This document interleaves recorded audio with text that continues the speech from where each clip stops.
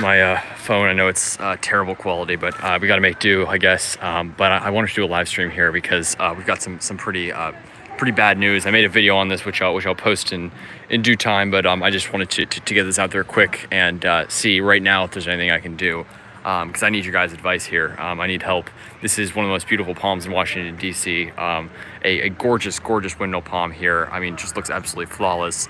And it's been doing well. It grew a ton this season, and I was so pleased to see how much it grew. I haven't been here in like a year, probably close to it. And now I came here, and the palm's looking great. Clearly survived the winter fine. And now somehow over the summer, clearly it was over the summer because all these leaves are green, it just started putting out these brown, the top leaves are brown, and the spear. I went in there and I tugged on one of that leaf, and it was pretty firm in there, but it looked like whatever material there is in the top, maybe it's the spear, I think. Yeah, I guess that's the spear material. Seems pretty dead. So obviously my goal is to try to get in contact and see if there's any way. Obviously now probably the best solution would be to chop through that trunk and try to get to any live material. But I obviously have to get permission first from the staff here, so I'm gonna try to talk to someone. But I just want you guys' advice, see if there's anything I can do, if you think I should get hydrogen peroxide. Looks like the trunk's starting to lean a little bit on top, probably a result of the rot. You probably have to cut down pretty far deep, but again, not the ideal time of the year, but we do have some weather in the 70s pretty much the whole week, so hopefully maybe if I can get through to some live material. Again, I probably wouldn't be able to cut it today. I'd probably have to come back next weekend, but maybe if I come back next weekend, I can cut through and you know, it'll be able to grow a bit before the cold sets in. Obviously not ideal, but I'm gonna try to see what I can do. Anyways, yeah, let's see. Palm Nation, hey, great to see you.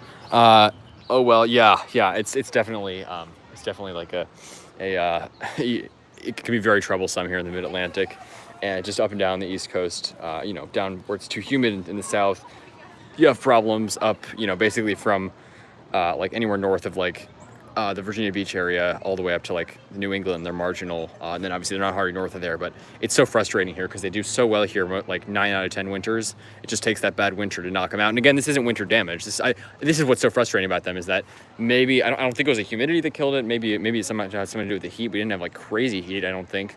I don't think it was that, but something over the summer killed it. My guess is some sort of infestation, rot. I have no idea, but really strange. I've never seen a palm in DC die from non-winter related issues. Again, we're so far north that, you know, cold usually, you know, keeps away any like weevils or stuff. There's no palm diseases up here really, so that's the good thing about growing palms in these cold climates. But just very unfortunate to see. Very unfortunate. Here, I'm gonna go over here for a sec, see what you guys have to say. Root rot, been overwatered. Yeah. Well, the thing, under heat, it's had a ton of heat this summer because we've had some crazy heat and humidity this summer, which they don't necessarily like. I mean, they don't love a ton of like crazy humidity, but it hasn't been anything like to damage them. So it's gotten plenty of heat, but the overwater definitely could be. Although it's strange. I mean, I've seen them growing in some pretty wet places, even like, you know, I don't know. I mean, it's been like a really hot summer and it hasn't rained like a crazy. I mean, it's rained a bit, but I mean, you know, they love like the Pacific Northwest where like the winters are like rainy and cold. So they seem pretty, you know, tough against rot and stuff like that. Yeah, it definitely could be that. I want to know. But Seeds Canada, anyways, yeah, thank you for joining in. I appreciate it. Sorry, it's just a, you know, very unpleasant sight to say the least. You know, if nothing's done soon, this palm will be dead, unfortunately. And I really don't want this because this is a gorgeous palm. And this thing's grown like a weed. I mean, it grew like crazy. There's a picture of it just like 4 years ago or something where it was like that big. It was tiny, and it's like nice and wide. It's got fronds top to bottom. Just one, you know, fine looking palm, and really sad. Sable palmetto is the best trunking palm for Southeast. Trichoceras is basically, yeah, Palm Nation, definitely true. Obviously sable palmetto, very marginal at best here. You know, take probably mild winters here, nothing above that though. So unfortunately that's also not a great palm for us. Yeah, it's true. And again, like in places like Virginia Beach, they're fully hardy. They look great inland, but like right along the beach, they look terrible. You got to go inland a bit. So they do not like that salt spray. They don't like the humidity. Again, they're from high elevation mountains. So they may take the winters fine in much of the Southeast, but it's honestly the summer that can do them the most harm in a lot of places. Here, it's obviously, you know, those bad winters. And then I have no idea. Yeah, it definitely could be some sort of root rot. I don't know, the soil looks pretty dry right now, but how long do you think this palm's been like this? Because I'm guessing those fronds came out green, and then they obviously died since. They've obviously gotten some sort of rot since then. And this looks like this sort of stuff hanging down here looks like the spear. So, and again, I tugged on some of that stuff. It was pretty firm in there, so that does give me hope. But my goal, again, I don't think I can leave and then get back here by 5 when it closes. So my goal is to, as soon as I can next weekend, get back here. Hopefully I can get permission. That's the tough thing, is I can't bring a saw in here, obviously, but somehow find some sort of tool to cut this. That's the really tricky part, is how do I actually get something to cut it? Do they have like tools here? I'm really I gotta use every tool in the toolbox, metaphorically speaking, to try to get this palm saved. But it's difficult because this is on Smithsonian property. But obviously, I'm sure they don't want the palm to die. They planted this and they've cared for it, and it's done great. And it's in a great microclimate here up against this. Actually, it's not a south-facing wall. No, sorry. This is a south-facing wall, and this is a west-facing wall. Staff members must avoid watering in a no-heat environment. Yeah, taken 2 to 3 months since damage. Wow, you think so? Yeah, if that's the case, then obviously it's gonna, it's not good. But trunk cutting, yeah. Pour hydrogen peroxide, that's a good idea. I'm gonna do that. But the thing is, Palm Nation, that now that the cold is setting, and most nights it's in the, I mean, this week's nights are mostly gonna be in the 40s and 50s. But do you think it'll actually show any growth before winter? I don't think so. So. And then, I mean, will the spear actually, let's say I do pour hydrogen peroxide on it and the spear somehow stays alive, will it actually be able to make it through winter? I mean, obviously it's protected in the trunk, and assuming it's a mild winter, maybe it will, but that just seems risky as well. Of course, trunk cutting exposes the trunk. That also seems risky, but, yeah, what time is it? Yeah, I'd love to get some hydrogen peroxide, on there. The thing is, though, that the spear is like blocking. There's all that dead material in the spear that's blocking it up. I'm gonna probably not supposed to do this, but I'm gonna go in here. See. Let's see this. This is the spear right here. It's in there pretty firmly. Some of this dead stuff's coming off, but the spear itself is in there pretty firmly, which gives me hope. And again, the rest of the palm looks so great. It's just so strange. But and again, yeah, trackies do well here. I mean, most of the time. Again, I've shown you guys videos of, probably over a dozen beautiful trackies in the city that, again, have been unprotected for, some of them several decades now. But, yeah, this is just, they can be frustrating palms. I just love them, though, and I always contend that they are, I always believe that they are completely worth growing here, regardless of their marginal status, in those bad winters. But this is, not a winter issue, clearly. I've had one get a spear pull in January and I didn't do anything and it recovered. Yeah, I know. Palm Nation, it's same thing happened with me, and I did put actually peroxide on it, but they recovered fine. The problem here, though, is that we're not, if you had a spear pull in January, then it goes into the warm season with, near spears to grow. Here, it had spear pull and now it's going into the cold season. So that's the really concerning thing for me. Again, if it was close to summer, I wouldn't be nearly as worried. Now we're after summer, going into fall and soon winter. So that's what really worries me, is that the cold season. So, Palm Nation, you guys, I know you guys have been, thank you for your input.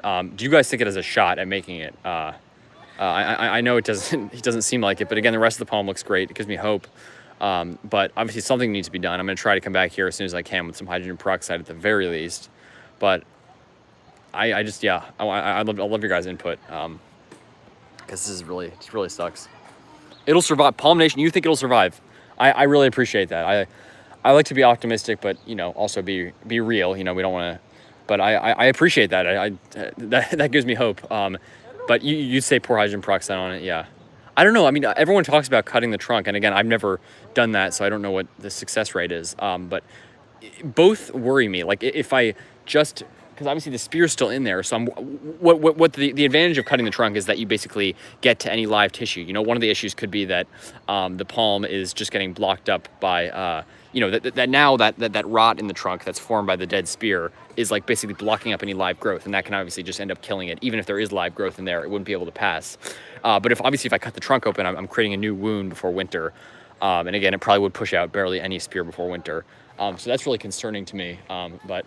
Yeah, I'm guessing. I mean, obviously, it'd be much easier to come here and pour hydrogen peroxide on it than it would be to cut the trunk open. So yeah, I think we can probably take that off the table. The trunk cutting, even if it was a good option, I just don't think there's a way to. I wouldn't be able to get a saw in here, obviously. That goes without saying. And I'm going to try my best with this. I appreciate you guys' input. maybe I'll walk around and wait for some more people to join in. But I just want to share that with you guys.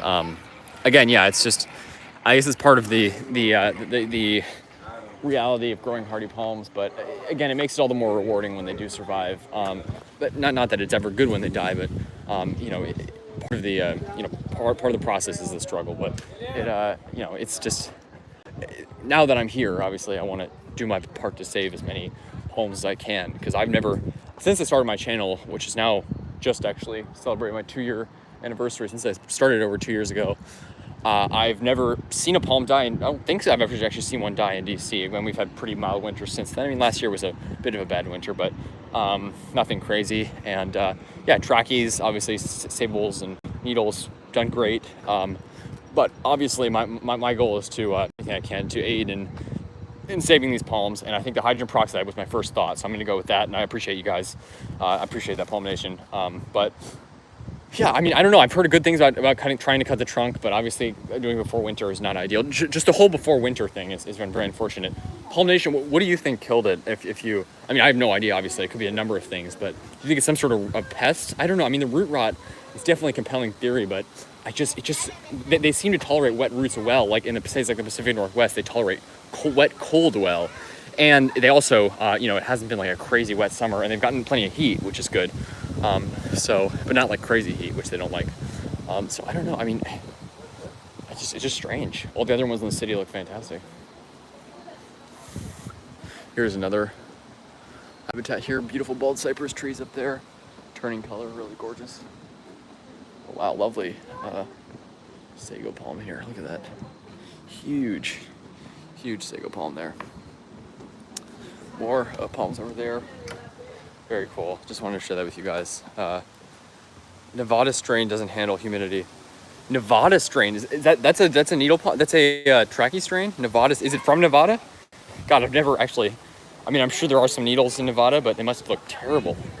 Because, you know, I don't think I saw a single one when I was in Arizona. I saw one in like the mountains in Arizona, but in Phoenix, they must just do awful. Because that summer heat is just awful for them. I mean, that summer heat killed like royals. There were some huge royal palms in Phoenix, Arizona, and obviously which is similar in the summer to Las Vegas, a bit hotter. But all the places that I would think needles could survive the winters in Nevada get crazy hot in the summer. I mean, basically everywhere in Nevada gets crazy hot in the summer besides the mountains. And I mean, the 120-degree heat in Phoenix like 2 years ago, it killed royal palms, which are much more heat tolerant. They obviously prefer humidity, but they're much more heat tolerant than trackies. So I've never heard of that Nevada strain. Hopefully that one isn't Nevada strain. It's kind of ironic though that the Nevada strain wouldn't be able to. Sorry, it makes sense they wouldn't be able to handle the humidity, but I guess maybe it prefers dry heat. Is it called that just because it prefers the dry heat, or is it actually from Nevada? I've never heard of that. Yes, Trevor. Oh, you were here yesterday. Okay, good. I'm glad you know the story. Let's go take a look again. Yeah, thank you for joining in. I appreciate it, especially having local palm growers join in. It really helps. Appreciate it. And yeah, I just made a video on all the palms here, and the cacti are looking great. The desert garden, that garden's looking unbelievable. Did you see the barrel cacti, by the way? That really surprised me. Do you think those barrel cacti can actually survive the winters here? Because that I had no idea about, and I know very little about them, but I love them. That really shocked me. They're barrel cacti outdoors here. I would not imagine they could take the winters here, but what do I know?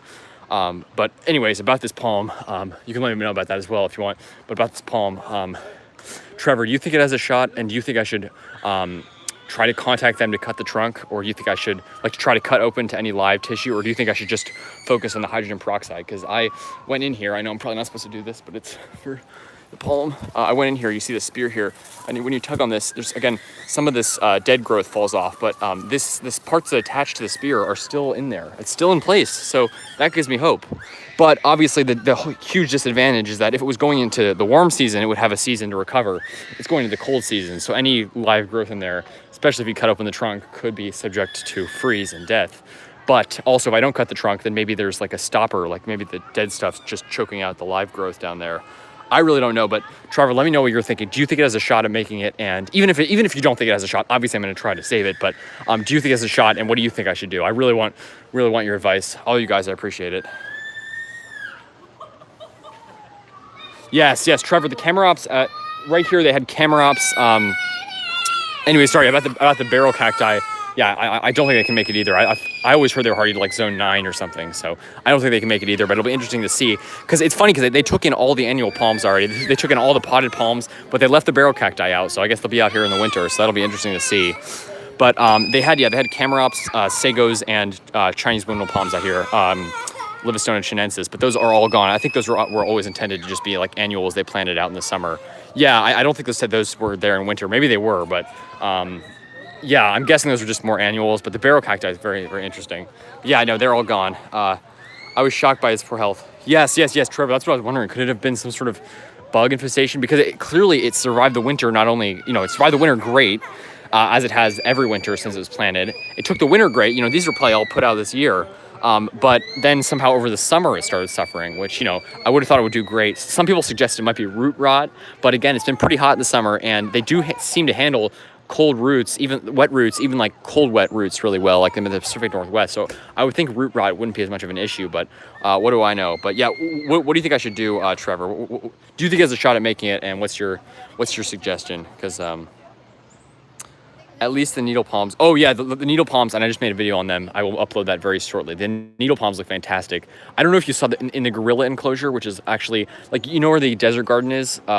If you go right behind where that desert area is, there's like a gorilla outdoor area, and they had 4 needle palms out there, and now there are only 2 remaining, and one of them is like barely there, and the other one's like literally just a spear. It's because the gorillas keep stomping on them, obviously.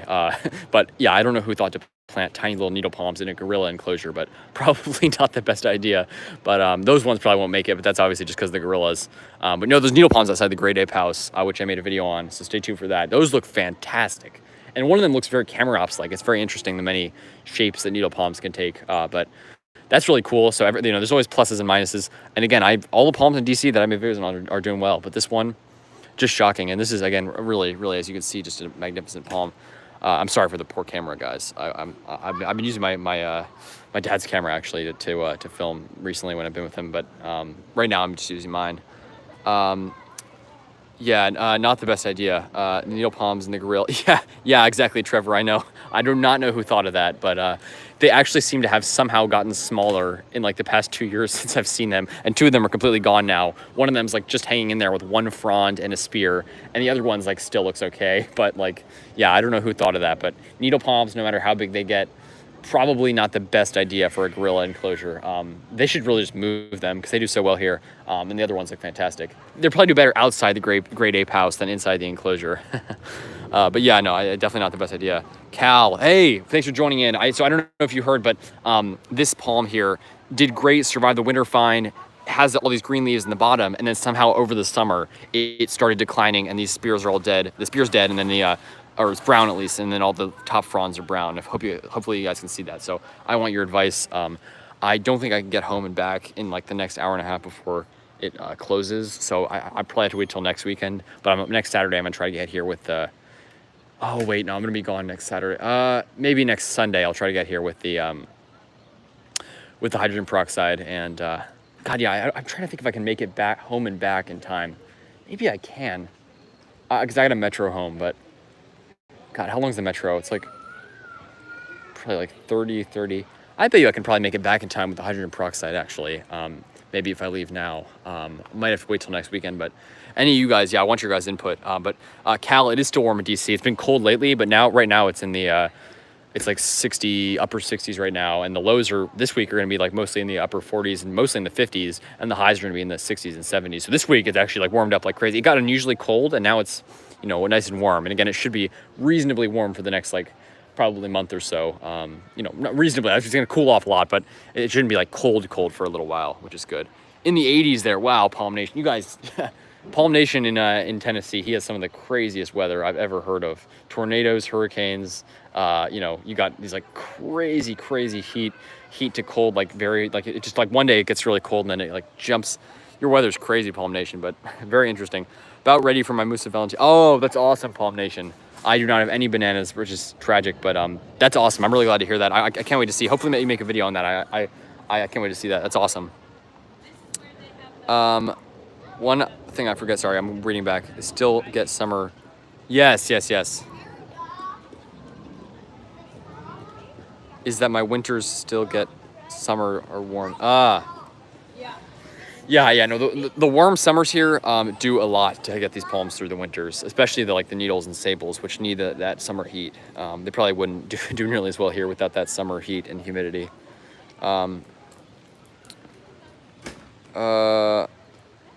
The highs are in the 60s and 70s, and Cal, you're near London, right? Yeah. Lows are in the high 50s. Oh wow, Cal, that's beautiful weather. Beautiful. Wow, that's awesome. Enjoy it. Enjoy it. That's like what we have here, actually. Yeah.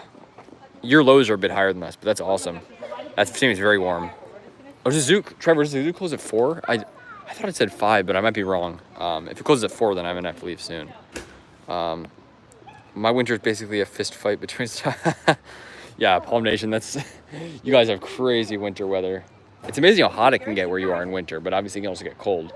That's crazy though. Yeah, we very rarely have like hot days in winter. Mostly it's just pretty cold, but then you know it does jump up. Like in Christmas, it was like 70, which is crazy. But yeah, I think maybe if I wait for some more people to join in, maybe I'll go up and show you guys, give you guys a little spoiler of what's to come in my my videos. A little update on the garden, the desert garden, and the other palms. But I'll show you guys now. Why not? And then we can obviously I'm gonna upload videos soon with them. But that is just a tragedy. I mean, that was I always felt one of the nicest palms in Washington D.C. Yeah, I mean, I think it's just awesome. You know, it was just a gorgeous palm. It looked fantastic. It was very interesting. It might have been, I forget which, it was some sort of variety of tricarpus where like the fronds go all the way to the ground, which is super cool. Even as tall as it is, like close to 10 feet probably, the fronds went all the way to the ground, which I always loved. And when I first saw it, and obviously I've probably seen like 10 or so new trackies in DC since then, including the giant one that's like 30 feet. But when I first saw that palm, I thought it was like the most beautiful trackie in DC, and I still think it's one of the most beautiful. It's a gorgeous palm, but unfortunately, tough times. We're gonna have to see what's gonna happen to it. Obviously, I'm gonna be monitoring it closely. I wish I'd gotten to the zoo sooner. I mean, you can always say, you know, would have, could have, should have. I wish I had gotten here sooner to see it, catch it before it was at the state. But thankfully, the spear still, you know, dead as the spear looks. When I pull on it, it still seems to be attached in there. So that gives me hope.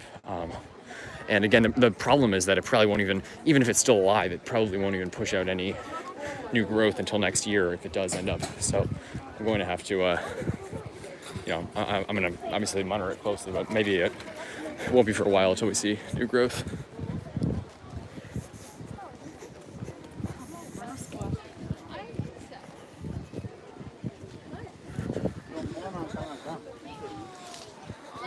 I've seen it go from 85 sunny to, oh my God, in the same day.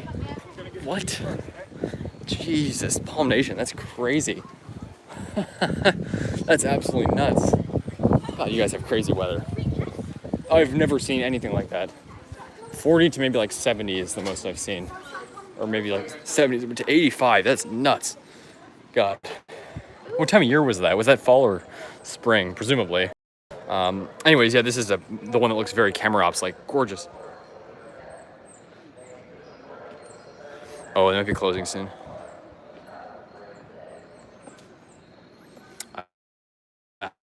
I might have been announcement for closing. All these needle palms look great, which makes me really happy. But again, I hope it survives, and I hope for some reason if it doesn't survive, I hope they replant it. But that's just tragic. This is another beautiful needle palm here. This is just gorgeous. I don't know if you can see that, but it's got, oh God, my camera's so bad. Those are little flowers in there, really cool. Sorry. There we go. Gorgeous palms. Yeah, exactly, Trevor. I know. Yeah, exactly. I went up to it and I'm like, does they somehow replace this with the camera ops? But no, it's just almost looks like a hybrid between the two. But it is just a needle palm. It's amazing how variable they can look. Like that, you know, I've seen some that look so tracky like from a distance, and this one, like camera ops, like it's just crazy. Very variable species. I love needle palms. Here's the desert area up here. Amazing. This is unbelievable. This garden is so cool. Basically this way. Sorry, just reading you guys' comments. I think I responded to them all, hopefully. Yeah, this is awesome. Look at this. Check this out. So this is this. You got these amazing cholla here, prickly pear, huge yucca elata and yucca baccata here. This is the silk tree yucca, and this is the banana yucca. Beautiful prickly pear with an actual fruit on it. And then these are Trevor. These are the barrel cacti here. I don't. This is so strange. I mean, I wonder how recently they were planted. They're doing a nice job. The soil's pretty like gravelly and rocky here, which is good. It looks almost like a desert environment. I mean, with the soil and everything. But I don't know. I mean, I wouldn't think these could survive here, but I mean, it's strange. They, as I mentioned, they have brought in all the other annual plants that they have out, even the like camerops and stuff, which maybe those died last winter. I don't know, but they brought in the Christmas palms they have out in the summer. They brought in all their other potted annual, warm season plants. They didn't bring those in, so maybe they're putting them to the test. I don't know, but it'll be really interesting to see what they do. I'm really looking forward to that, because if somehow there's some sort of variety of barrel cacti that can survive here, I don't know of one, but if they can, I'm gonna be the first one to get one of those. To try to find it online and buy it, because that's just awesome. I mean, this garden is unbelievable. Unbelievable. This is a agave lechuguilla there. Just really amazing, really amazing garden. Beautiful yucca here. This, I believe, is the cow's tongue prickly pear, puncha. I forget the scientific name. Gorgeous. I mean, look at the size of this pad here, and it's got two fruit on the end. Just gorgeous. And again, sorry. As I mentioned, I'm using my dad's camera for filming videos lately. I think in November I'm eligible for an upgrade, so that will be dealt with in due time, and I will get that. I'm so excited to get a new phone to get a better camera, because obviously my camera is probably 90% of what I use my phone for. It's amazing. This agave lechuguilla has two trunks that have died, but that little trunk, as you can see there, that little trunk's got a little puff coming out. That's just awesome. And then that's agave. That's yucca. What yucca is that? I forget the name. I'll go check in a second. This I wanted to ask you. Wait, sorry. There is Southwest Hardy Palms. Thank you so much for joining in. Really appreciate it. How's it going? Yes. These are actually golden barrel. Yeah, these are. This is what I was wondering. You're the expert on this, all things Southwest cacti. I want to ask you. These, I'm assuming, cannot survive here, right? I mean, these are like zone 9 plants, right? I'm assuming these cannot survive in a zone 7 temperate climate, but it's interesting to see them here. I'm really looking forward to see how they do if they leave them here for the winter, but I'm assuming they're probably not going to do too well. But everything else here has been here for many years and looking great. This garden's unbelievable. Looks like something right out of the Southwest. It really does. But thank you. So good to see you here, Southwest Hardy Palms. And I'm going to show you the tracking in just a second, which is doing poorly. I need your input too. Yeah. However, if they are marginal here, then I can hardly think of it. I know, exactly. This garden is like the best place to try them. Yeah, exactly. I really look forward to seeing how they do. But Southwest Hardy Palms, let me know. Let me know what you think about their survival rate. How's everything going, by the way, in the Salt Lake City area? Your garden looks amazing. Everyone, check out Southwest Hardy Palms channel. He's got an awesome channel with amazing palms, cacti, succulents, and all things Southwest, and also from other parts of the country and other parts of the world. He's got just an amazing mix of plants in his garden in near Salt Lake City in Utah. Just an amazing garden, and it's a great channel, and I really love his videos. So check out Southwest Hardy Palms. Just got a great channel. And I wanted to ask you about this too. This is a candle cholla, Cylindra puncha. I can't even read that. Oh God, it's my camera. But it looks like, as you can see, it looks pretty. Like most of these sticks look kind of dead, but there is actually some green. Some of those are actually green. It's hard to see, but I wanted to know if that's supposed to look like that. But yeah, I actually wanted to know if you thought is this supposed to look like this? Because it looks kind of bad. I know my camera's terrible, but it looks like a lot of the sticks are kind of dead, but this is actually a cholla, and it's a very thin cholla, so a lot of these brown looking ones are actually green. But I want to know if it's supposed to look like that, because it looks rather, I don't know, it looks like a lot of these stems are dead, but what do I know? I mean, maybe that's what it's supposed to look like. But very interesting variety of cholla. They've got another species here, Cylindra puncha. Let's see what this one. This is Cylindra puncha Spinosior. Cylindra puncha Spinosior, the walking stick cactus. This one here, gorgeous, like fuzzy look to it. Absolutely stunning. And then this is a different species. It doesn't have a tag on it, but another gorgeous cholla here. This garden's unbelievable. That's agave lechuguilla. These, I don't know what these are, but they look like maybe Hesperalo. I'm not exactly sure. If you can let me know about these, and that one too, Southwest Hardy Palms, I'd really appreciate this. These two look the same, this one and that one. This is agave perii here, Perry's agave. It looks like Yucca filamentosa. Huh, that almost looks like a mislabel. Is that really Agave Perii? Huh, Agave Perii. I'm trying to think of, yeah, that really looks like Yucca filamentosa, but maybe it is Agave Perii. What do I know? That's really strange though. But that's definitely Agave Lechuguilla. That's really cool. Really great mix of plants in here. They've got more prickly pear back there. This is just an amazing, amazing garden. I love this so much. This is, I think, without a doubt, the best desert garden I've seen in DC. There are other good ones, great ones, in fact, but this is just, this just beats them all. I think this is unbelievable. This Yucca Elata and Yucca baccata, that thing is just massive. It's nuts. Nuts how big that is. Yucca Elata, beautiful species. But, sorry, let me read your guys' comments. Ferrocactus Wislenzii, is it barrel cactus? Wow, hard to 5 degrees. Really? Oh, is this one, this is a Echinocerius grusonii? Huh, that's very sad. Okay, that's definitely not hard to hear then, obviously, but that'd be cool if it was Ferrocactus Wislenzii. Wislenzeni. That's very cool. I wish it was that. I guess, yeah, they're probably golden barrels then, but very, cool to see them here regardless. Thanks. Oh, of course, yeah, Southwest Hardy Palms. I love your channel, and I appreciate all the support. And yeah, I mean, it makes me so happy to see people trying palms in all these colder climates like DC, Salt Lake City. And Salt Lake City, I think, is just so much palmy potential. A question I had for you actually is how common are like palms in Salt Lake City? Like, because in DC, I wouldn't say they're common, but you drive around and you see a few of them. Do you see like trachys out and about in Salt Lake City? Are there a lot of them? Are there very few of them? Are there like, they're somewhat common?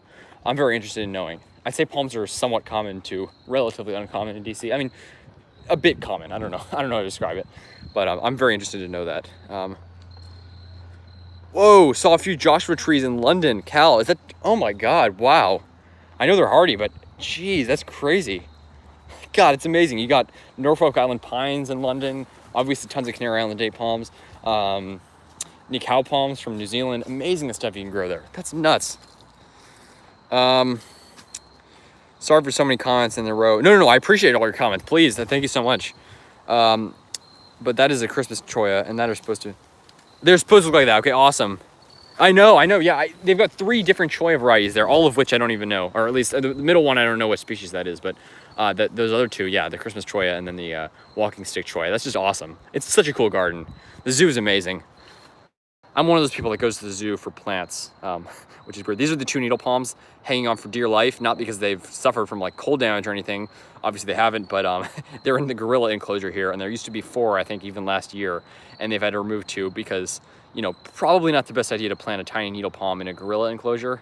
You guys can probably imagine that's not the best idea, but they decided to do it anyways, and there's 2 hanging on for dear life. The one on the right looks okay. The one on the left is, my camera's so bad you can't even see it, but I made a video of my dad's camera, which looks great, looks great. The quality's a lot better. And, sorry, there it is. It's literally just a spear that's opened and 1 frond. That is all it is. It is hanging on for dear life because those gorillas can be ruthless, and relentless, and they will stomp on anything in their path. So probably not the best idea to plant your tiny palms in a gorilla enclosure, Western lowland gorilla to be specific. But yeah, they did it anyways. But probably planting them outside of the Great Ape House rather than in the enclosure is a better idea, which they've done in the front. Beautiful birch here. I like birch. I'm not a huge fan of deciduous trees in general, but I think if a tree is deciduous, it's got to have nice bark, in my opinion. Obviously, there's exceptions to that, but I think, in winter, I think the deciduous forests here, in my opinion, no offense to them, but I think the forests here look pretty ugly in winter. Like when you go south and north from here, the forests look gorgeous because they're coniferous and they're evergreen all year round. The forests here in winter are entirely, they're like 99% deciduous. It's really a shame. I really wish they were more mixed. There's some hemlocks, there's some pines, but for the most part, they grow in pretty concentrated areas. So a deciduous forest here in winter, there's like no birch, no aspen, there's no like white bark, no peeling bark. The bark's just gray, and this is like the one evergreen that's actually somewhat common in the area. It's the American holly, but otherwise, the forest here looks so bad. In winter, they're just completely gray. So I'm trying to spruce them up, or I should say palm them up with a bit of sable minor that I've been spreading around. But yeah, I really wish birches were more common here, but they are native, I think, to the DC area. But I love the bark, needless to say. Is the zoo closing? I can't tell. There's still people here, so who knows? If it's closing at 4, then, I guess we still got 7 minutes, so. But anyway, sorry, I'm gonna get to your guys' comments. Southwest Hardy Palms. Stay tuned though, because I'm going over to the Truckee right now. As you probably saw from the title, I'm not here just to show you guys the desert garden. I made a separate video on that, which I'll be uploading shortly, and that's amazing. It's the star of the show. But I'm the main focus here is trying to save this Truckee, which I will show you in a second, which is looking very, very poor, unfortunately. It's a real shame. I have no idea what happened to it. But sorry, let me get to your guys' comments.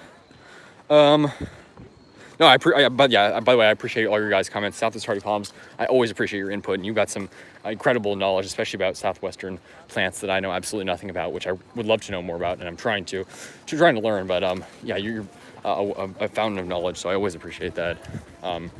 Very, very valuable. I really appreciate it. I wouldn't say they are too common, but I know wow, 20 to 30. That's crazy. That's probably more than DC. I mean, of like, not because obviously some yards have like 3-4 trackies in them, but of like the number of yards that I know of with trackies in them in DC, probably 20 or less with trackies. There's again, needle palms and sable minor are more common, but that's pretty cool. That's pretty awesome. And you guys obviously, because you're in a dry climate, you don't have like the same sort of bad freezes.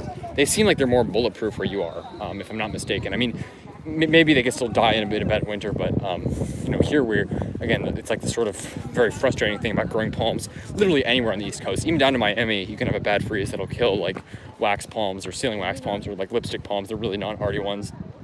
So it's a frustrating thing about the East Coast is that you have these bad freezes. Trackies are great here 9 out of 10 winters, and then you have the bad freeze that can kill them, but some survive. But yeah, seems like they do pretty well where you are, even unprotected. That's awesome. I've seen this video on YouTube of some huge Trachycarpus takeel in the Salt Lake City area. That seems like a pretty good species for that area, as it is here as well. But that's awesome. That's awesome. Yeah. Oh yeah, many are unprotected. That's awesome. Yes. Sorry, Southwest Hardy Palms. I should have finished reading your comment before I responded. That's the guy I was talking about. The 3 takeels. I can't remember if I read about him or I saw pictures or watched a video, but I remember seeing that. And they were big takeels. They look fantastic. You drive around, you may see. Wow, that's awesome. I would love to. I mean, it's really, Utah's, obviously it's such an amazing place, and that Salt Lake City is just such a great city. You've got like skiing right nearby, which is awesome. You've got nature like unimaginably beautiful. It is just an amazing, and I believe kind of underrated city. People talk about Denver, they talk about the West Coast, Salt Lake City, Phoenix. People like Phoenix a lot more, but Salt Lake City, unbelievable place. I love Salt Lake City. That's cool. There's needle palms out there. That's awesome. Yeah, it seems that because needle palms are from the U.S., even though they're much more common in the Southeast, and they're incredibly rare outside the U.S. It seems like they're pretty common in the West too, just because they're from the U.S. and obviously there's less strict like import rules about bringing them between states than internationally. So that's awesome to hear. Maybe a trachea or two, but yes, that's how I always feel. Again, it's like tracheas and sable minor needle palms, almost unheard of, especially sable minor needle palms. I've never seen one in a nursery around here. If they were in nurseries, they'd be absolutely everywhere here. And they could like line streets with sable Birmingham here. That's my dream, is like to have a street line with sable Birmingham here. That actually could be real. You could have a street line with trunking sables in Washington, D.C. But sadly, it's not the case. It's like about to rain, so I'm going to try to finish this up really quick, finish what I'm saying really quickly, and then get to the palm. That's really cool though, Southwest Hardy Palms. I need to drive around there sometime because I've seen pictures of tons of trackies in the SLC area. Hey, good cat boy, thanks for joining in. I really appreciate it. Stay tuned, I'm gonna show you the palm in just a second. Really appreciate it. Great to hear from you. You're in Alabama, right? Yeah, you emailed me, I believe. That's awesome. Really amazing palms you can grow down there, especially on the Gulf Coast of Alabama. The parts of London that are deciduous trees in winter. Yes. Yeah, it seems like London's like, and I'm talking more in the forest. The city's got lots of evergreens like here at the zoo. But I mostly mean the forests that are ugly in winter here. But yeah, no, London seems like even there, most areas of England, you got like this beautiful grassland, you got the heath ecosystem, you've got lots of pines. It seems more diverse than like the DC area, at least in terms of like the different evergreens, deciduous trees. That's awesome though. Yeah, a lot of England is deciduous forest, but it seems more beautiful than the DC area. Yeah, the eucalyptus there are unbelievable. Amazing how many you can grow there. That's just so cool. Doesn't feel like winter. Yeah, just cool, humid. Yeah, exactly. It's amazing that the highs in winter in London are not that much higher than DC, but the lows are so much higher that you can grow like Canary Island date palms and washies, things that you can't even grow like hundreds of miles south of here. Just crazy. They're still marginal, like in like places like, you know, North Carolina, whereas you can grow them in London. It's just nuts. Even though the highs are warmer in North Carolina, the lows are colder, and then you have those bad freezes. The climate in the UK is just unbelievable. It's really remarkable. It's so far north of here, like 50 degrees north. It's crazy. Just Salt Lake City is amazing scenery. It's a shame it gets. Yeah, I know, Cal. Yeah, it definitely. I mean, because you know, it's probably similar to DC, at least, you know, in a very different. It's a very, very different climate, but it's similar to DC, probably like zone wise. But no, it is an amazing place, and you know, because it's a desert climate, the highs get pretty warm there in winter, so the winters aren't that bad there. And you drive south, it gets a lot warmer. But yeah, no, I love Salt Lake City. Yeah. I mean, Salt Lake City, it's right against the mountains. It's right against the Great Salt Lake. It is just one of the most beautiful cities in the country, without a doubt. I love it. I've been there several times. Unfortunately, the English oak isn't evergreen. Ah, yes, exactly. Yeah, I know Europe, mostly the live oaks are in the south, places like Italy, south of France, Portugal, Spain. But yeah, the English oak is still a beautiful species, though. I would definitely say Trackies are hardier and in a dry climate, but they still definitely benefit from being close to structures that have added heat. I've yet to see a healthy one in an exposed spot. Yeah, Southwest hardy palms. It's funny, I've actually seen, it seems like kind of like the inverse of how they do here. Like there are plenty of healthy ones in exposed spots here, but then you have the bad winter and they die most of the time in an exposed spot. You know, not always, but probably 2/3. I know like 2014 killed about 2/3 of the Trackies in the city. So again, there's probably plenty that survived, but most of them died, sadly. When I say plenty, I mean like probably like maybe a few dozen, not like a crazy amount, but yeah, I mean, there weren't that many to begin with. Yeah, exactly.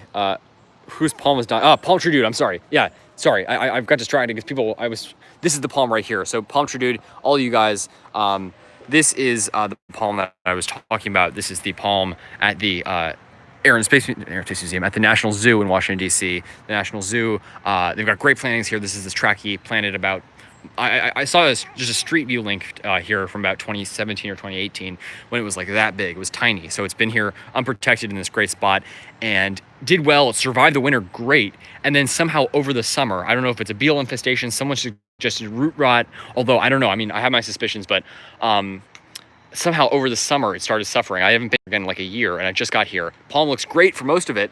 And then you get to the top, all these fronds are dead and the spear is brown.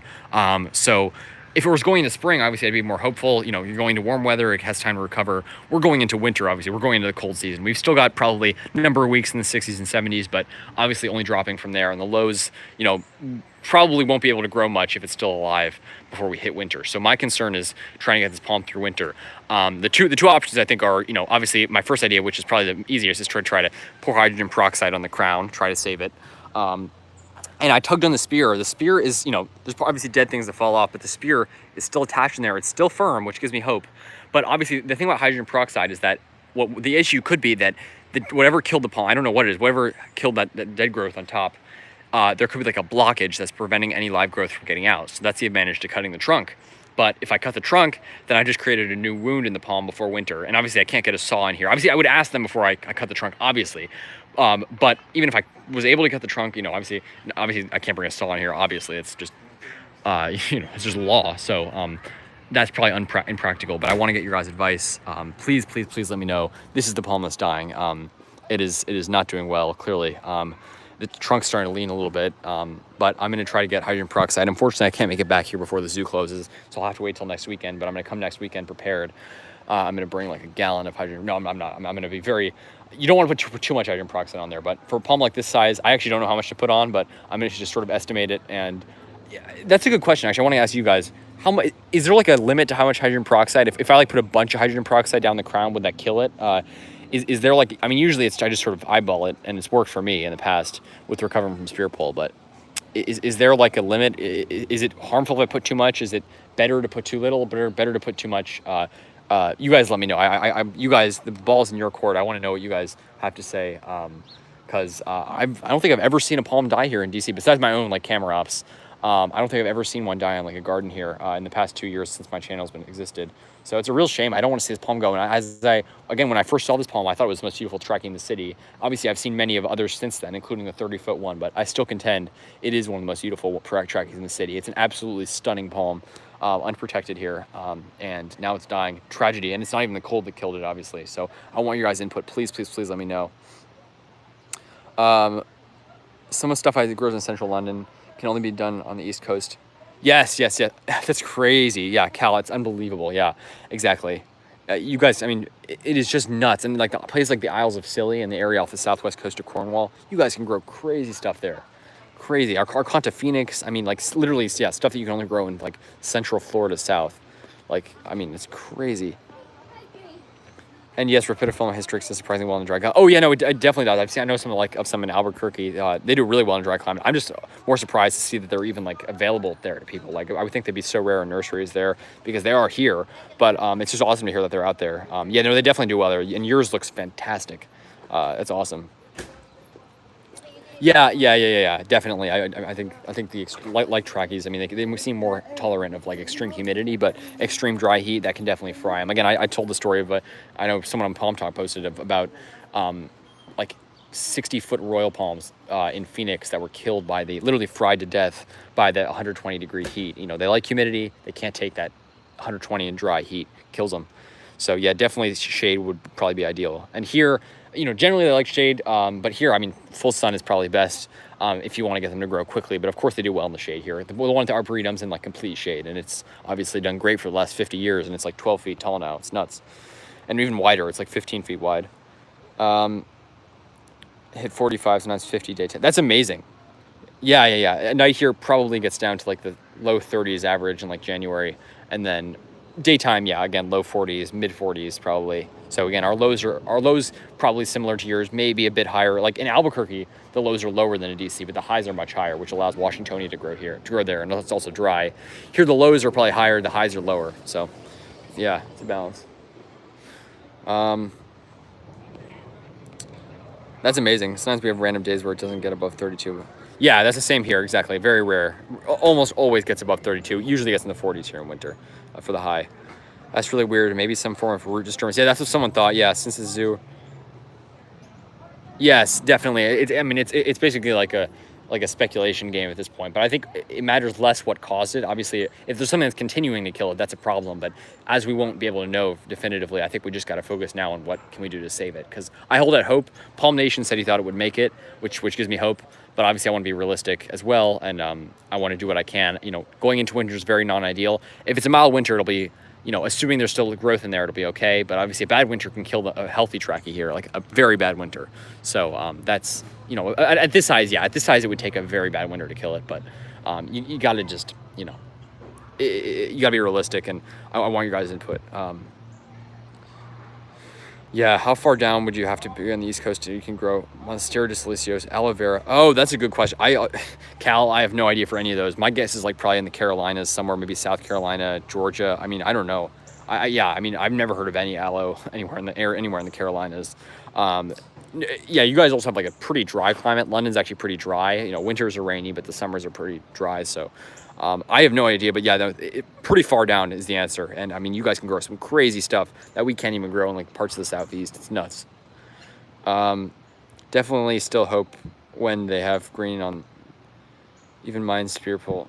Yes, but palm tree dude. Yeah, I know. I have hope too, but the thing is that obviously it was doing healthy, and now it seems to be on the decline. Like the spear isn't green, so that's my biggest concern. But yeah, obviously the fronds look great, but the spear isn't green. So, yeah. The problem is that yours probably spear pull like mine after winter. Here it's spear pulling after summer, so that's the biggest concern, is that it's going into winter. Eyeball it and trying to absolutely soak it and leave a pool of. Yes. Palm tree dude. Thank you. Yeah, that's exactly what I do. Yeah. I'm gonna eyeball it. I'm gonna bring a lot though, you know, enough to get in there. Probably like, I gotta see how much I have at home. But I'm gonna do all I can, guys. I'm just worried, but you know, I love this palm. I love this palm so much. It is a gorgeous palm. It's really interesting. I didn't mention this in my video, so I'm gonna mention it now. Is that zoos, for some reason, they're always so knowledgeable about animals, and that seems to go hand in hand with the knowledge of plants. Like this, for example, the San Diego Zoo, you know, perhaps the best zoo in the country or the world even, also has like a world-class palm collection, like an unbelievable like Botanic Garden style palm collection. They used to have a coconut there that I think was moved, sadly, and it's gone now, but they have like an amazing collection, huge royal palms and everything. But also the zoos in colder climates, the Virginia Zoo in Norfolk, Virginia, the Oklahoma City Zoo, the Wichita, Kansas Zoo, the Bronx Zoo in New York. All these zoos and places where palms are pretty uncommon all have palms because they all seem to know about them. It's really interesting how the zoos always have knowledge of that. And again, I'm sure they'll probably end up planting more palms in the future. But my hope is just that this palm makes it, obviously, and because this is just a stunning palm. Always, yeah, sorry. Just water over time. Yeah, exactly.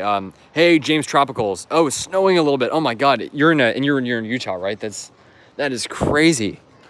Wow. Yeah, it's gotten into the, I think 39 is, no, 35 I think is the lowest it's gotten here.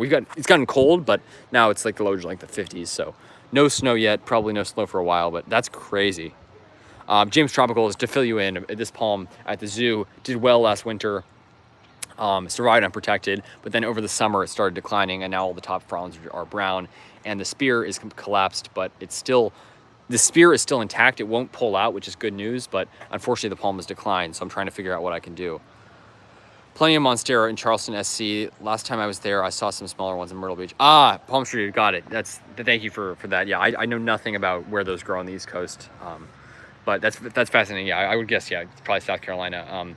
It's like washies. Washies, they do great. Obviously, they're pretty long term, and CIDPs, Canary Island Day palms. You have to go pretty far south to get them long term. I'd say they're pretty long term actually on Cape Hatteras because it's so far out in the ocean. But washies, they don't get long term until Charleston washies and CIDP are long term. Myrtle Beach, they seem pretty long term, especially washies. Up in the southern North Carolina coast, they can grow for many years, but bad winter can take them out, no doubt. But they seem, reasonably long-term even up there. But you do have to go pretty far south, especially comparatively, because we're already so far south of London. You got to go really far south to find places where palms are bulletproof like they are in London. It's just nuts. And obviously some palms grow better in the southeast than London because you have we have the crazy hot, humid summers, which you guys don't have. So it's just a different climate. It's like comparing apples to oranges a bit, but you guys definitely have the upper hand on many parts of the southeast, which is just crazy. It's amazing what you can grow in London. So far north, as I mentioned. Hey, Logan Hughes, thanks for joining in. Really appreciate it. Great to see you on here. It is, this palm unfortunately has been declining, so I'm just trying to get some advice on it. But it's great to see you on here. And yeah, if you have any advice, please let me know. Any of you guys. This is who I worked at the past few summers. We're crazy with bananas there. Oh, wow. Palm tree, that's awesome. Is it a local zoo near Richmond, or is it near where you go to college? That's awesome. Not sure what the most tender plant that grows here is. Maybe Archonta phoenix. Yeah, Cal, it's nuts. Yeah, I've seen pictures of some beautiful Archonta phoenix on the south coast of Cornwall. I didn't know they could actually make it in London. Can they make it in the Heat Island in London? That's just nuts. I have New Guinea impatiens outside. Oh, wow, that's crazy. You guys have such a crazy climate. It's amazing. I think the zoo actually does close at 5 now because I'm seeing less people here now, but it's after 4, obviously. So let's hope I don't get locked in. But yeah, I'm just going to wait here a little longer, see what you guys have to say. But yeah, Palm Tree Dude, all you other guys, Southwest Hardy Palms, please let me know what you think is the best course of action. I'm assuming, it sounds like you guys are saying I should not cut the trunk. It sounds like you guys are saying, and obviously that was my first idea, was just to do the hydrogen peroxide. But it sounds like you guys are saying, yeah, hydrogen peroxide is the way to go. Don't cut the trunk. But I just want to make sure because I want to know what you guys have to say. Please let me know your thoughts because obviously, if we don't do something now, this beautiful palm may be gone forever, which I really don't want. Very unusual. Almost never see a palm, especially this far north, die in the non-winter months. Unless in like tragedies die in Virginia Beach on the right up against the ocean where it's crazy humid and salt spray. But inland they do great. So almost never will you see a palm die in summer here because we're so far north that the cold kills off. That's the advantage. The cold kills off any predators like palm beetles or weevils. But yeah, sadly, this palm, I don't know what to say. My original guess was some sort of beetle infestation or insect infestation. Could be root disturbance, could be chemicals, definitely. What do I know? It's just a tragedy. But hope's not lost, certainly. I'm optimistic, but I'm going to do what I can.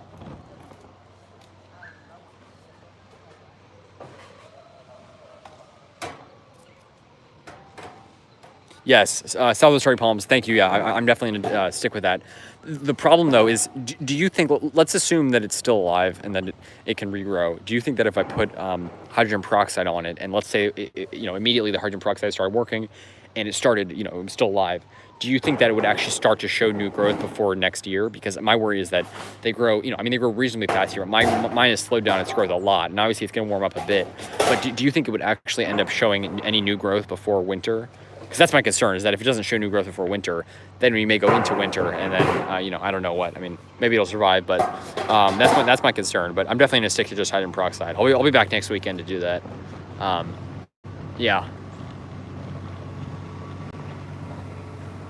It's a gorgeous palm, though, right? I mean, it's gorgeous. Logan Hughes. So, it's near my home. It's called the Metro's Richmond Zoo, not actually the city. Oh, wow, that's awesome. Are there any palms there, Palm Tree Dude? That's really cool.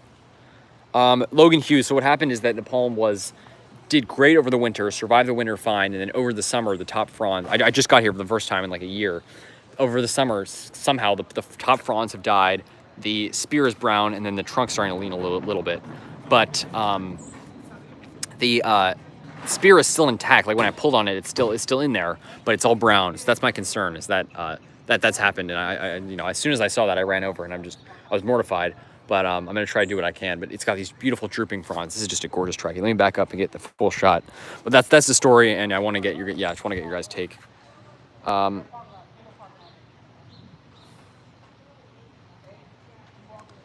Arconda Phoenix. Sorry, let me read your guys' comments. Arconda Phoenix, the non-hardy, Chamaedorea, and Dipsis. That's crazy. That's crazy. Dipsis? You grow Dipsis in London? God. You must be able to grow like 60 species of palms or something there. I mean, if you include like all the sables and trachees, I mean, it's crazy, at least. It's crazy. You can also grow cow palms, the ones from New Zealand. You can grow, what's it called? The ones from off of Chile. Not the wine palms. You can also grow the wine palms, but the, what's it called? The, oh God, I forget. God, what's it called? My mind's blanking. Wania australis. How do I remember the common name? Yeah, it's called Wania australis from the Juan Fernandez Islands, I believe, off of Chile. It's a very interesting climate. The only place they grow in the U.S. is San Francisco. I'm not talking like the San Francisco area. I'm talking like in the city of San Francisco itself on the peninsula, because the Bay Area has such diverse microclimates that in San Francisco itself, you got these cool, misty, foggy summers, which is what they need. They only need that. So they grow in Ireland and the UK. But like if you go like a little bit east into like the East Bay, it gets too hot for them. They only grow in San Francisco in the US. Like there's beautiful ones in Golden Gate Park. They're called Wania australis. Again, I forget the common name. Yeah, I'm blanking. But anyways, this is just a gorgeous palm. Again, I'm gonna do all I can to with the hydrogen peroxide, but we're just gonna see. But most of the fronds look great. Again, gives me hope.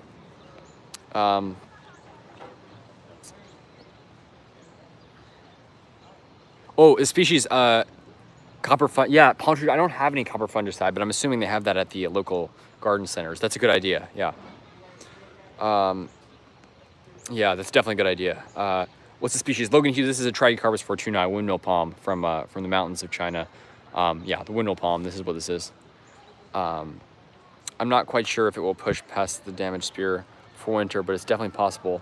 The fact that it is still firm is a very good sign. Hopefully you will stay warm. Yeah, Southwest hardy palms. Again, as I mentioned, the 10-day forecast has all highs in the upper 60s and 70s, and lows mostly are in the 50s. So it's really warmed up a lot from the last week where it was like in the 50s and as the highs. So yeah, it gives me hope. Yeah. I'm gonna keep you guys updated. They used to have a few Tricarbis in pots out in the front. Then they took those out and threw them in the back. But at the time, I never. Oh, when you say they threw them in the back, did they threw them out, or did they put them like they planted them, or they put them in the pots in the back? Were they in the pots year round, or were they in the pots just in the warm months? Yeah, they have some beautiful trachees in pots here, which I wish they'd plant. I don't know if they're still here, but last time I was here, I saw them. Butias. Yeah, Cal. Sorry, yeah, you guys can grow butias. Great there. Yeah. All butias.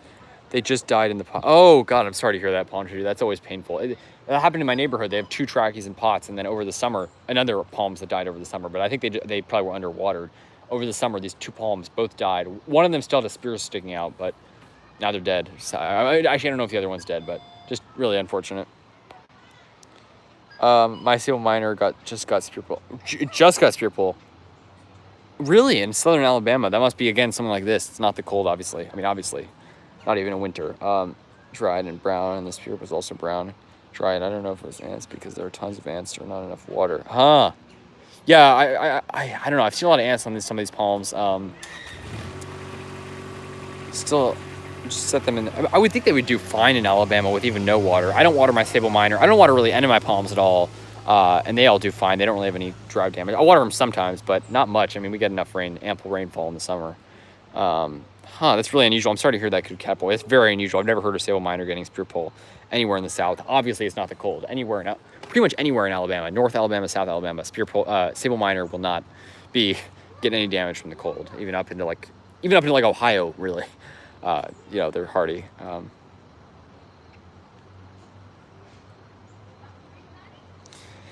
They had them in pots all the time. I believe the winter damaged them a bit, and they just... Oh, wow. Oh, God, I'm sorry to hear that. Yeah, there's one in my neighborhood that there's 2 in pots. One's already dead, or at least a spear pulled, and the other one has only a spear remaining, and there were 2 in pots. I made videos on them in the past. I just made a video on them like 2 weeks ago, and I was thinking about asking the owner for them, but I think I was like sick after that, so I didn't end up going over and asking them, but I'm going to do a little update soon and see if they're still there. And then I can ask for them maybe, because they're obviously doing very poorly. This is, I guess, yeah, the zoo must close at 5. I got to get back at some point soon because I have to take the metro home.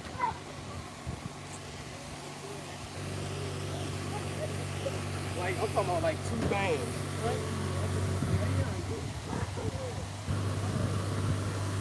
Here's the, the trackies are gone. The 2 trackies and pots were right here. This is like the turtle pond. It's really cool. Look at that. Is that a Dougie fir?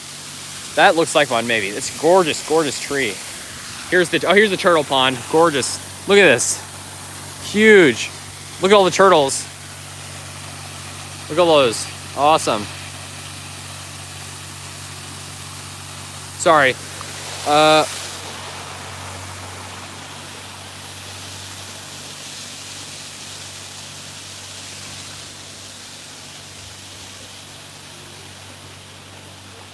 Pontchartrain, they had... I have a clump of 6 Sable Minor. I bought them in Myrtle Beach. Oh, wow. Jeez, again, that's just something that happens. I don't know if it's the colder climates generally. I probably had nothing to do with the cold, but it just happens from time to time. You get palms that just die. It's really, really a shame. Sorry to hear that. I've never had a... Actually, wait, did I have a Sable Minor? I don't think I had a Sable Minor that's ever spear pulled. Yeah, no, I had one that was on the verge of death. I had one just like that. It was on the verge of death because maybe it was the location or something, and then I moved it and it's doing great. Is this a Douglas fir? Looks kind of like it. I don't know. I've seen several of these here. They look absolutely stunning. I'm looking for a tag, but I'm afraid they don't have one. Gorgeous, gorgeous tree. I love conifers so much. That's why I really wish, all of across the lower Midwest. And again, I love these places. I love places like Cincinnati. I love what's it called? I love I like obviously a lot of these mid-Atlantic cities, but I just wish that they were. I wish there was a bit more conifer and evergreen diversity in the forest. In DC, actually, there's a few. Like you got like rhododendron and mountain laurel, which are gorgeous, but places like Iowa, which nothing against Iowa, obviously, but I wish you'd see more conifers from time to time. And there are actually there's the southernmost, maybe even in the U.S., the southernmost balsam fir stand. There's balsam fir in Iowa, which is actually pretty cool. But conifer is pretty rare there. I just love conifer. That's what I love about the Southwest and the West generally. Honestly, I mean, I love palms, but obviously I love palms the most. But obviously, the additional plus of areas like that is that you got conifers as well. I love conifers. Sorry guys, I always do this. I talk so much that now my throat's like hurting. I'm sorry, you guys must be bored. I'm just talking. I'm gonna let you guys ask some questions here. Sorry. Proxy and fungicide. If that doesn't work, you can use the trunk. Yes, Logan Hughes. That's a good idea. Obviously, the thing though is that I don't know when to cut the trunk. Like it could already need cutting, but then if I pour the hydrogen peroxide on, and maybe it's still alive, but it's just growing so slowly that it doesn't end up making it. That's the problem. So I'm gonna do what I can, but yeah, obviously let's not go crazy. I mean, for me, I'm not gonna go crazy. I'm just gonna start off with the basics with the hydrogen peroxide. The fungicide I don't have any, but I'm gonna see if I can get some. Good idea though. if it was after I transplanted it, so the only thing I can think of is maybe root damage. Yeah, palm tree, dude, maybe, yeah, exactly. I think staples, you know, generally can be a bit sensitive to root damage. Not the worst, but currently at 53 north. Oh my God, we're at like 36 here. There's Washingtonian. That's so crazy, Cal. That is nuts. Yeah, the UK, because of this, the currents there, you have crazy mild climate. Do you think if red-eared sliders are native to, I think they are, yeah. I'm almost certain they are. Yeah, I don't know my turtles that well, but yeah, I'm almost certain they are native here. I've seen them in the wild. We have a huge population. Oh, really? I did not know they were even native to Utah. Common snapping turtles. Yes. Oh, it's Douglas fir. I love that. Thank you. I'm almost certain. I was almost certain. There's another one up here. These are, by the way, these are a pretty awesome native East Coast conifer. One of my favorite trees in the East. I love them. I love them so much. These are eastern hemlocks.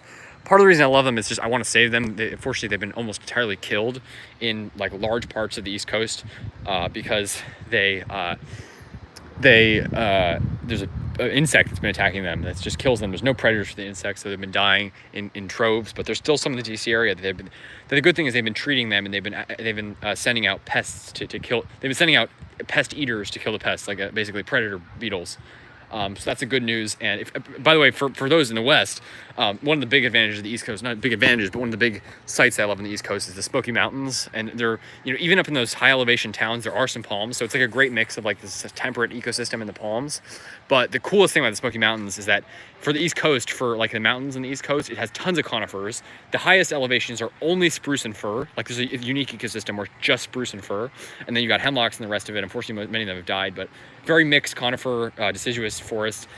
You've got like the entire floor is lush and coated with rhododendron and mountain laurel. And it's a rainforest. There's a rainforest in the East Coast called the Appalachian Temperate Rainforest. It ranges into Virginia and into Georgia and South Carolina.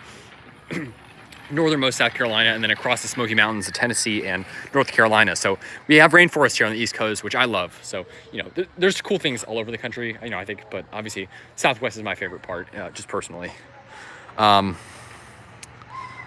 currently at 53 North, sorry. Yeah, I'm so awesome to hear that's Douglas fir. Thank you for confirming that. In that case, then there's tons of Douglas fir here. I love them. I always drive by these trees in DC, and I'm almost certain that's Douglas fir. But I love that. I love seeing them here. It's like we can grow sequoias and redwoods here. Like I wish they were more common, but it's still great to see them here and see how these western trees have spread here. I'm so glad to hear that. That's awesome. Plenty of conifers in Blacksburg. Blacksburg, yeah. I bet palm tree. That's awesome. Yeah, I bet you there's like tons of hemlocks and stuff up in the mountains there. That's so cool. Yeah, Blacksburg seems like a great place. The mountains out there are just gorgeous. I wish they were native. They're actually released.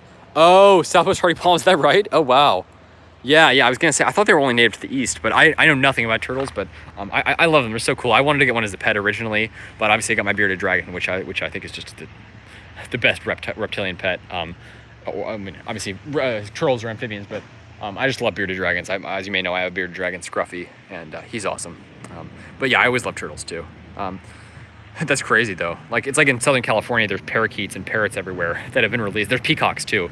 I've seen them, and you can hear them in some of the neighborhoods in like Pasadena. They're all over. They've just been released. They're not native, of course. There's no parrots native to the U.S. There used to be a parakeet native to the Smoky Mountains, the Carolina parakeet, which was hunted to extinction, I think, in the 30s. Tragedy, just like, you know, so many other animals, unfortunately. But I think they've actually have plans, just like the dodo bird, to potentially actually bring them back from extinction using like DNA sequencing, all sorts of stuff I don't understand, but I wish I did. It's just crazy that they're potentially going to bring these species back. That'd be so cool. Imagine a native parakeet to the temperate rainforests of the East Coast. This is crazy. So cool. Sorry guys. I'm in northern Wales for a few days. Oh wow, Cal, that's awesome. Really? I had no idea there were any Washingtonia or CIDP. I mean, I know there's I think a Washingtonia or a CIDP up in like Birmingham or somewhere in the north of England, so I'm not surprised to hear that there are, but that's just crazy. Just crazy. Are there big ones too? Washingtonian CIDP? Lots of tricarpus, Mediterranean fan palm. Fuberhias, wow. God, London, I mean, England, like every time I see pictures of it, it blows my mind. Like more and more I learn. It's like, what? And not just, you know, not just London, England, and the whole United Kingdom and the British Isles generally just blows my mind what you guys can grow. I love that. I really want to go there. I've never been to Wales. I've been to England when I was young, but I really hope to. I think Wales is, you know, not a lot of people talk about it, but I think it's just looks absolutely stunning. You know, the British Isles are a lot more than just cold and rainy. It's a big stereotype that's completely untrue. Wow, I had no idea there was rainforest in these coasts. Oh, yeah. Southwest Hardy Palms. If you're interested in that, check out. It's actually one of the more viewed videos on my channel. I think it's called if you search under my channel, go to the search bar and search, I think it's called The Incredible Appalachian Temperate Rainforest. Or you can just search it up on Google, but I have a video on it as well. I think it's like a several thousand views maybe, but yeah, look at my video on that or check out online. You can actually see a map of it. Even like as close as like just a couple hours from DC, there is temperate rainforest. Yeah. It's pretty widespread too. It's crazy.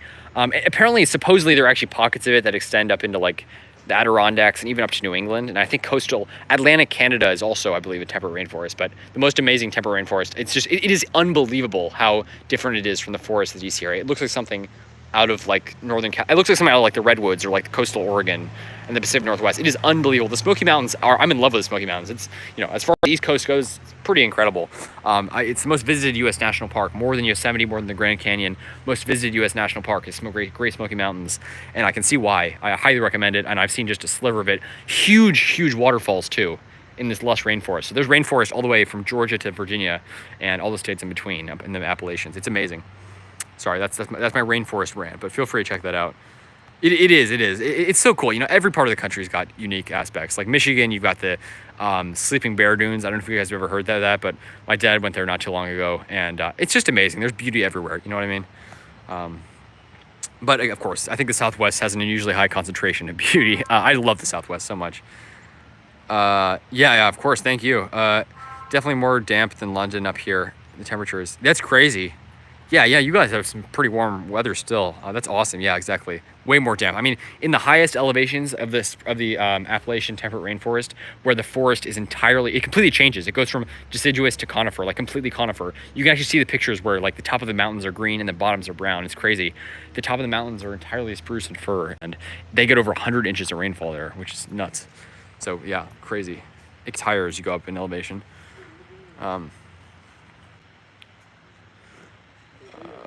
Sorry guys, hundreds of thousands. Oh my God, hundreds of thousands of parakeets. Really? Cal, have they been released from people that have them as pets?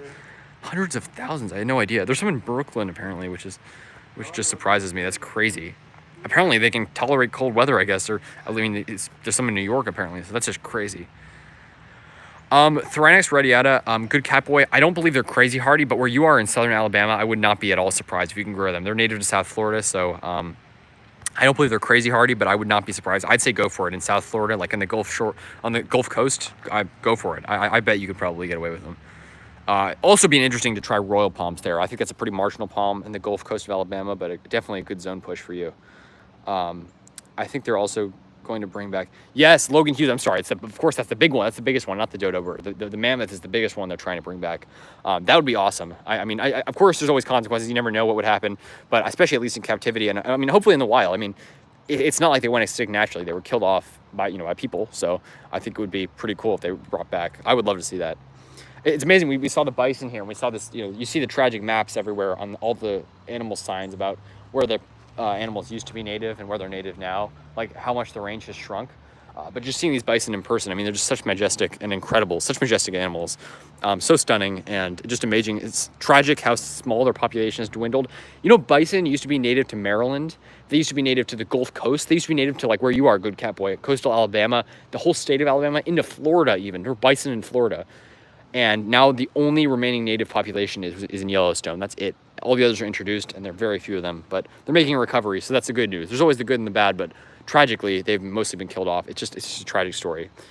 Obviously the Native Americans, people for thousands of years, killed them to eat them. And they used every part of the bison. And then you have these, settlers coming in, and they just shot them to kill them. And, they show these horrible pictures, horrific pictures of like a guy standing on top of like 100-foot tall mound of like hundreds of thousands of bison skulls. It's just amazing in a terrible way how reckless these people were, just shooting and killing bison for absolutely no reason but to kill them. And obviously the lasting consequences are drastic. Less than 1%, I think, of the Great Plains actually remain intact. It's just tragic. Anyways. But thankfully there's lots of recovery efforts that have been going on. Humans are capable of great destruction and great great recovery abilities. It's just amazing. So that's the good news. I think we're on a good track now. I mean, bison populations are regaining. So that's the good part. Ian, if a few of my friends went camping last winter and we set up our tent under Eastern Hemlock. Oh God, I'm sorry to hear that. Palm tree, I'm sorry to hear that. That's awful. 7 Fahrenheit. I went camping when it was 20 Fahrenheit in the Appalachians once, and it snowed. It rained in our tent, froze overnight as it dropped below freezing, and then my sleeping bag had like frozen water on it. It was miserable. It was absolutely miserable, and that was 20. Obviously, it was wind chill. We were on a ridge in the Appalachians. We were like at the highest point at like almost 3,000 feet. It was miserable, but 7 Fahrenheit, that sounds awful. I'm sorry to hear that, but the hemlocks there are awesome. Yeah, palm tree, dude, if you're ever out in the woods there, please, make a video on Eastern Hemlocks. I would love to see that at least, because out in the countryside of Virginia, it's such a different beauty from like the Southwest, but I just love that area. Like Shenandoah, it's just a beautiful place. I love the hemlocks, even though many of them have been killed. It's a beautiful place out there. Yeah, I wish it was still around too, palm tree, dude. That was the Carolina parakeets, unbelievable. Hopefully one day, they'll be back. The biggest ones I've seen around here, 9 feet. Wow, 40 feet. God, that's crazy. That's crazy. He appeared to be a. Oh my God, Ravenea. Wow. God, that's crazy. Caryota? You can grow Caryota there? That's crazy. I've heard there are Becaria Phoenix growing as well. Oh my God, Cypha Phoenix. Wow. That's crazy, Cal. It is unbelievable what you guys can grow there. 18 or more of my... Wait, sorry, let me see what time it is, guys. I should probably leave somewhat soon. The zoo closes at 5.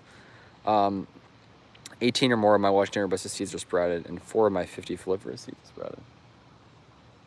The zoo isn't closed, is it? I hope not. There's no one around, which is kind of concerning. Oh, there's someone. Never mind. Is that... Yeah. Anyway, sorry, let me finish this. 18 or more. Wow. Yes, more will definitely come up. That's awesome. And foliferous sprout really fast in my experience. That's awesome. James Tropicals, I can't wait to hear how they do.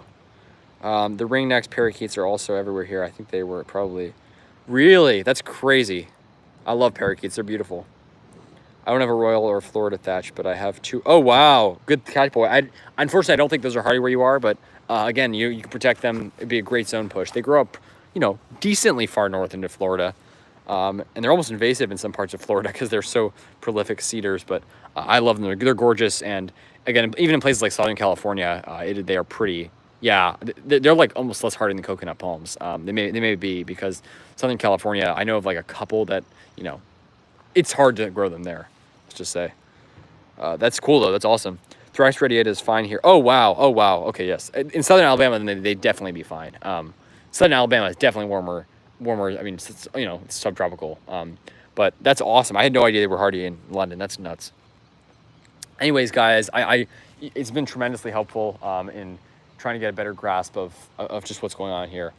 I'm gonna have to go. Unfortunately, the zoo closes somewhat soon, and I gotta take the metro on home. But I mean, stay tuned for my videos. First of all, I've got I took I think 4 of the different palms and stuff around here, so stay tuned for that. I'm excited, to see that everything else is doing well. But it's for not the needle palms in the gorilla enclosure. That was a terrible planning idea, but everything else is doing well, so I'm glad to see that. I mean, it's really sad to see, but we're gonna, I'm gonna do what I can to keep this palm monitored. I'm gonna definitely be coming back here pretty frequently. So stay tuned, guys. I'm not at all pleased to see this, but it's, all that green foliage gives me hope. And, I mean, it's got one green frond coming out, like basically at the top almost. So I have hope. So I really appreciate you guys, and I'm sorry for the terrible camera quality. As I mentioned, I'll be getting a new camera in November. And as in the meantime, most of my videos I take on my dad's phone. So yeah, that's the deal. But stay tuned, folks. Again, I'm really sorry, but I'm sorry to see this, and I'm also sorry for the bad camera quality. But again, I hope you guys updated. And as for now, what was I gonna say? As for now, hydrogen peroxide will be the way to go. So let's see what happens. Thank you so much, Palm Tree Dude. Really appreciate it, all you guys. And Southwest Hardy Palms. Hey, thank you so much, Southwest Hardy Palms. I really appreciate it. It means a lot. You as well. All you guys have a great day. Unfortunately, things such as foxtails won't grow here. Not a lot. Yes. Yeah, Cal. yeah, unfortunately, foxtails definitely. I mean, even in Southern California, they're pretty marginal in some places. So yeah, definitely no foxtails. Unfortunately, in the UK, I wish that'd be cool, but it is crazy what you guys can grow up there. Hey, thank you so much, Trevor. I really appreciate it. I really appreciate your guys' input. Trevor, also because you're in the DC area, also, yeah, feel free to come aid this palm. Obviously, I mean, it's, you know, it's, I guess you could say it's the public's duty to help out palms in need, I believe at least. So yeah, Trevor, feel free to come down here, bring hydrogen peroxide or something, or you know, do as you wish. You know, try to help this palm, but I'll be bringing the hydrogen peroxide to try to help this thing out. Again, just an amazing palm. There's nothing else to say. It's just an amazing palm, but I'm gonna try to do what I can. Stay tuned, folks. Like and subscribe for more videos. Have a good one. Thank you so much, Good Cat Boy. You as well. Have a great day, guys. Take care. Bye.